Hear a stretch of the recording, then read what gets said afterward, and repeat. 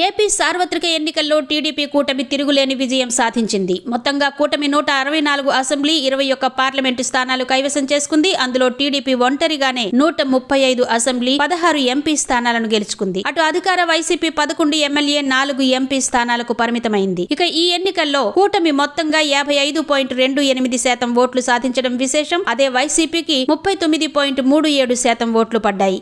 విడివిడిగా చూస్తే టీడీపీకి 1,53,84,576 అంటే 45.60% ఓట్లు వస్తే వైసీపీకి 1,32,84,134 అంటే 39.37% ఓట్లు వచ్చాయి. పవన్ కళ్యాణ్ నేతృత్వంలోని జనసేనకు 6.85% ఓట్లు రాగా బీజేపీకి 2.83% ఓట్లు. ఇక వైసీపీ కంటే కూటమికి 53,72,166 ఓట్లు అధికంగా వచ్చాయి. అటు టీడీపీ, వైసీపీ పార్టీల మధ్య 21,04,442 ఓట్ల వ్యత్యాసం ఉంది.